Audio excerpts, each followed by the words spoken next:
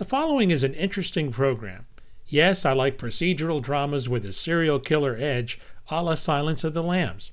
This one is definitely an offspring of that Oscar-winning film. Here we have a serial killer that organizes other serial killers into a cult, if you will.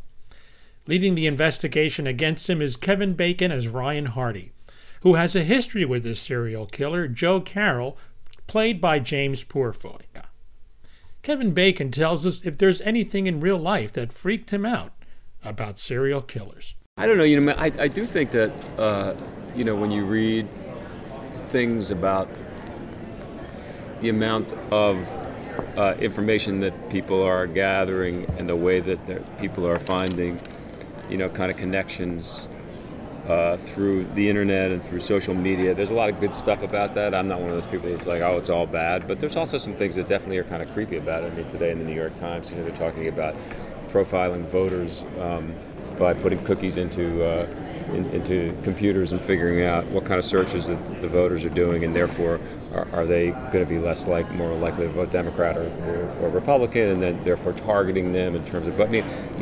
That kind of stuff is cultish in a way to me. There is something kind of cultish about it. Here's James Purefoy as he talks about understanding psychologically his character of Joe Carroll. For me, the big realization, I've done an awful lot of research into A, serial killers, and B, cult leaders. The big one for me was that cult leaders don't necessarily need to be that charismatic. But actually, cult leaders, it's not about the leader, it's about a lack in the followers of something. And the leader is just particularly good at identifying that lack, what it is that person needs to feel whole. I've watched interviews with David Koresh. Now, I don't know about you, but I wouldn't follow David Koresh on Twitter. Do you know? I mean, really not charismatic at all. And yet, followed by a bunch of people who just thought he was extraordinary. The Kool-Aid Killer, Jim Jones. I've listened to that final speech of his before 600 and something people killed themselves with cyanide. And again, you would have been in that jungle going, no way am I going to do that. And yet, those people did that. So what is it about, what is it missing in them that he managed to fulfill? So that's what it's about. If you go and see The Master, the new movie with Philip Seymour Hoffman. Again, that's what it's about. It's about people finding something in somebody and that person identifying what it is they need and filling it for them, because they're brilliant manipulators more than anything else. And it's smoke and mirrors. It's smoke and mirrors and magic and just a trick. Shawn Ashmore, who was Iceman in the X-Men films, plays Mike Weston. Tell us about how you came into this. This is quite a turn for you. Yeah, it's a new experience. It's television for the first time in quite a while. But honestly, I went out for pilot season this year, so I was like, I want to try and find a television show to be on, and I read,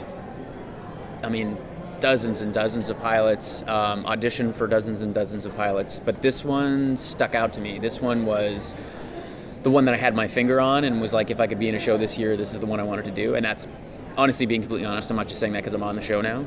I think really what got me was the fact that I sort of pride myself on being able to see where the twists and turns are coming. You read enough things, you see it coming, or you don't see it coming, and this I didn't see coming. There was 2 or 3 twists where they got me.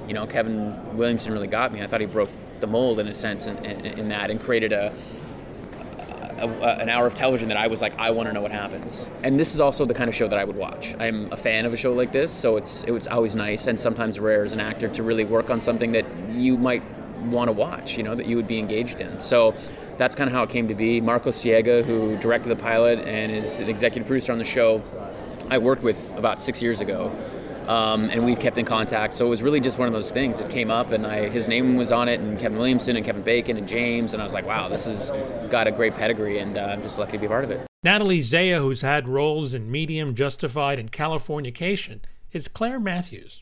There are very few, or there are actually 0, wives of serial killers who fit the psychological profile, the intellectual profile, the emotional profile, even the socioeconomic profile of this character. So she's an anomaly. Like what I discovered was that the significant others either rarely stick around, and when I say I blame them, it is that they do see what's going on, that they aren't blind to what's going on, and that they're either so damaged from whatever that they're in denial, or they maybe in some way need to be a part of it on some subliminal level. So I got to kind of start from a really fresh place. And in terms of justifying it, it's tough. It's really hard. I feel like there is something that we're going to see later on, and if we don't see it, I think it still exists. That's maybe a little off with her. Maybe that denial. Maybe, I don't know. I mean, did she see it? Did she know what was happening? I don't think she did. But then, how? So, I don't know if that answers your question, but I don't know how we justify it. I don't know how we justify it. So maybe there will be a very, very clear reason later on.